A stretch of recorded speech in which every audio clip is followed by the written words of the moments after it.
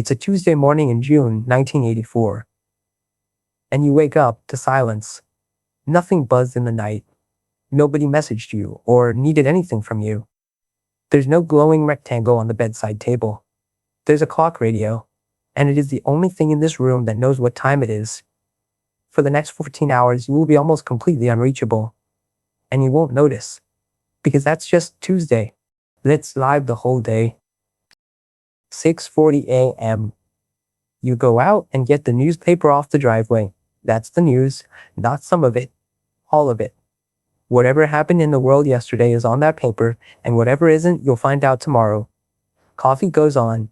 There's a kettle, a toaster, and probably no microwave even 2 years from now. Only a quarter of American homes will have one. You leave a note on the counter for your family. Not a text. A note.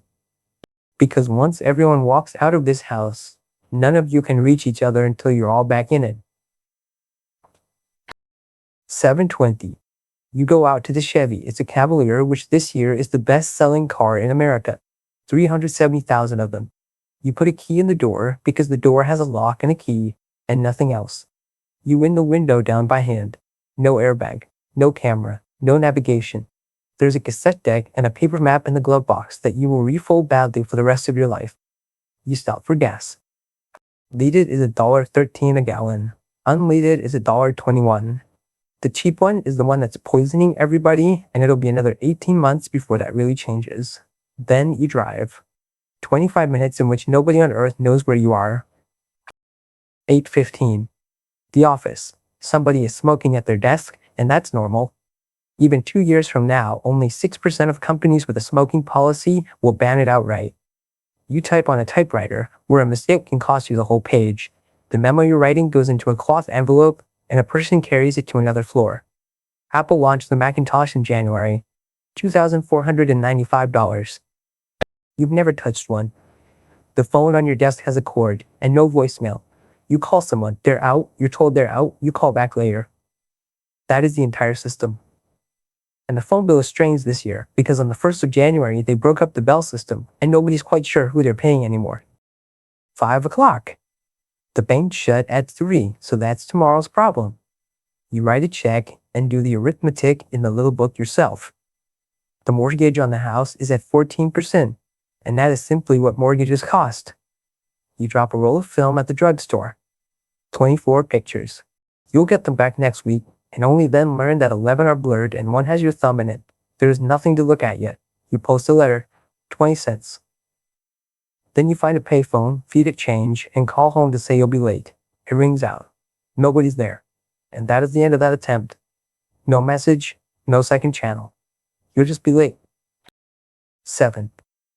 Dinner, then television. 3 networks plus whatever the local stations are running. You watch what is on at the time it is on because that is what television is. Miss it, and you've missed it. Maybe one house on your street has a video recorder. By the end of this year, roughly 1 American home in 6 will own one. There's a video rental place in town, a small one, run by a couple. Blockbuster doesn't exist yet. It gets founded next year. And down at the cinema, the queue is out the door because Ghostbusters came out last week. 9:30. Music, records, and cassettes. Compact disc players exist, but they cost hundreds of dollars, and across 1983 and 84 combined, Americans buy about 400,000 of them. You ring your brother after 11 because that's when long distance gets cheaper, and long distance is billed by the minute, so you watch the clock while talking to your own family. Cell phones exist too. Fewer than 100,000 people in this entire country have one, and the Motorola costs $3,995, at a time when the median American household earns $22,000 a year.